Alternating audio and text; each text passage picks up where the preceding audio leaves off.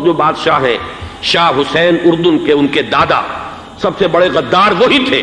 لہذا ان کو اس علاقے کی بادشاہت دے دی گئی۔ پہلی جنگ عظیم میں انگریزوں نے عربوں کو بغاوت پر آمادہ کیا، غداری پر آمادہ کیا، انہوں نے خلافت عثمانیہ کے خلاف بغاوت کی، بیج بوئے ان کے دلوں کے اندر نفرت کے، ابھارا انہیں کہ تم ترکوں کے غلام کیوں ہو، تمہیں خود حاکم ہونا چاہیے، تم کھڑے ہو جاؤ، ہم مدد کریں گے، تم بغاوت کرو، تم ان ترکوں کے خلاف ہماری مدد کرو،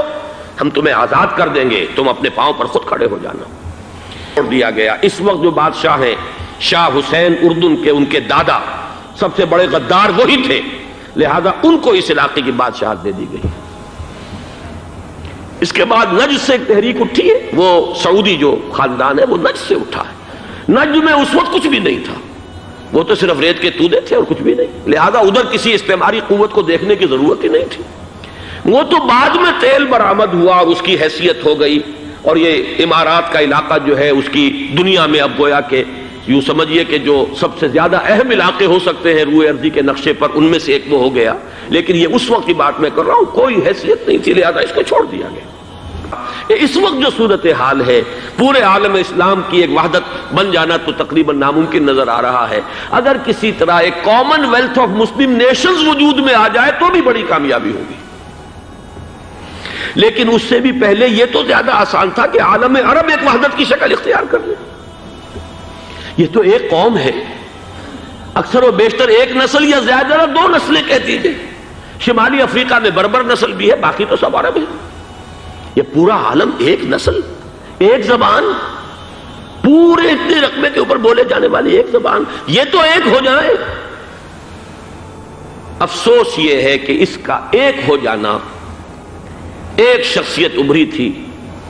جو مذہبی مزاج کی شخصیت تھی،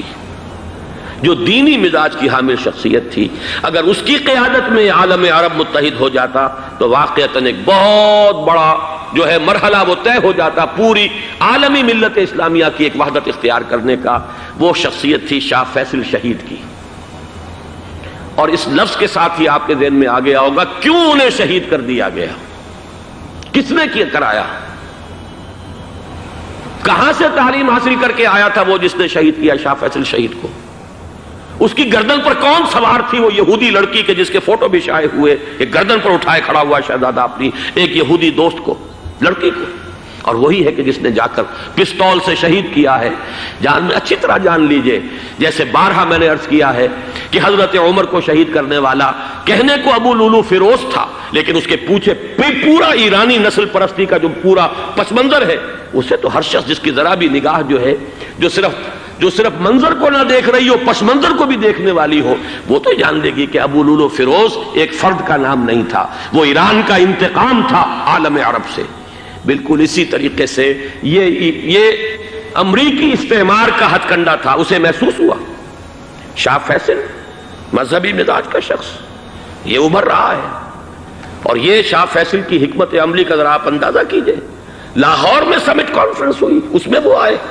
سب سے ٹاورنگ پرسنالٹی پورے اس وقت عالم اسلام کے اندر شاہ فیصل کی تھی،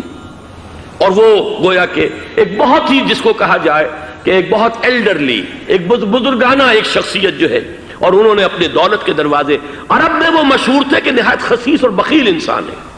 اس لیے کہ وہاں وہ خرچ کرتے تھے حساب کتاب کے ساتھ، لیکن ان کے خزانے کھلے ہوئے تھے عالم اسلام کے لیے، ادھر بھی مدد ہے، ادھر بھی مدد ہے، ادھر بھی کام ہو رہا ہے، ادھر بھی کام ہو رہا ہے۔ پھر انہوں نے تیل کا ہتھیار استعمال کر کے ایک دفعہ امریکہ کو دن میں تارے دکھا دیے تھے، لہذا ان کا ہٹایا جانا سین سے یہ امریکی استعمار کے لیے لازم تھا۔ نجد میں آج سے تقریباً 250 سال پہلے ایک شخصیت پیدا ہوئی، محمد ابن عبد الوہاب۔ انہوں نے دین کی خدمت کی، دین کی اصلاح کا کام کیا، جو بھی مسلمانوں میں غلط چیزیں رائج تھیں، مشرکانہ اعتقادات، بدعات، ان کا قلاقبہ کیا اور ایک تحریک شروع کی۔ اس کا پھر معاہدہ ہو گیا آل سعود کے ساتھ کہ آل سعود ایک ابھرتا ہوا قبیلہ تھا یہ، تو ان دونوں کا معاہدہ یہ ہو گیا کہ ہم مل جل کر کام کرتے ہیں، اگر حکومت کو ہم قائم کر لیں تو اس کی حکومت، اس کا انتظام جو ہے دنیاوی وہ آل سعود کے پاس رہے گا، اور اس کے دینی معاملات جو ہیں وہ آل شیخ کہلاتے ہیں، وہ اب شیخ محمد بن عبد الوہاب کے خاندان کے پاس۔ اس طرح یہ سعودی ڈائنیسٹی شروع ہوئی۔ پہلے نجد میں حکومت بنی، پھر انہوں نے حجاز کو بھی فتح کر لیا تو حرمین شریفین بھی انہی کے زیر انتظام آ گئے۔ تو یہ جو ایک سلسلہ چلا ہے، تو اب ان میں محمد ابن عبد الوہاب رحمۃ اللہ علیہ نے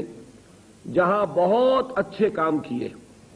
وہاں ایک پہلو ایسا بھی تھا جس پہ اختلاف پیدا ہوا۔ انہوں نے تصوف پر بڑی شدید تنقیدیں کی، اور اس میں کچھ میں سمجھتا ہوں کہ جیسا ہوتا ہے کوئی جب بھی ریفارمر کھڑا ہوتا ہے، کوئی مصلح، تو جذبات میں آ کر بعض اوقات سخت باتیں بھی کہہ دیتا ہے، تو اس طرح کی کچھ باتیں بھی انہوں نے فرمائی ہیں۔ اس کا رد عمل ہندوستان میں خاص طور پر ہوا،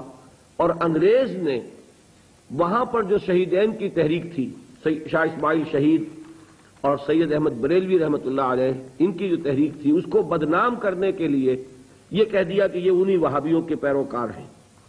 اور ہمارے ہاں بعض علماء نے پھر ان کی مخالفت اسی وجہ سے کی اور فتوے دیے ان کے خلاف۔ تو اب یہ لفظ جو ہمارے ہاں بریلوی مکتب فکر کہلاتا ہے، اس کی سب سے بڑے گالی ہے جو وہ دے دیتا ہے۔ وہ دیوبندیوں کو بھی وہابی کہہ دیں گے، وہ تو اب گالی دینے کی بات ہوئی نا، تو گالی دینی ہے تو دے دو جو چاہے۔ حالانکہ دیوبندی مکتب فکر کے علماء محمد ابن عبد الوہاب کی ہر بات کو نہیں مانتے، بلکہ وہ خود بھی تنقیدیں کرتے ہیں ان پر کہ ان معاملات میں انہوں نے حد اعتدال سے تجاوز کیا ہے۔ میں اس وقت فیصلہ نہیں کر رہا کون سی بات اور صحیح ہے یا نہیں ہے، میں صرف بات آپ کو بتا رہا ہوں کہ دیوبندی علماء کو بھی ان سے کچھ اختلافات ہیں۔ ہاں ہمارے ہاں جو اہل حدیث حضرات ہیں وہ ان کے خیال سے کلیتاً جو ہیں وہ متفق ہیں۔ اب ہمارے ہاں کیا ہوتا ہے کہ جس کو بھی بدنام کرنا ہو عوام کی نگاہوں میں اسے کہہ دو وہابی ہے،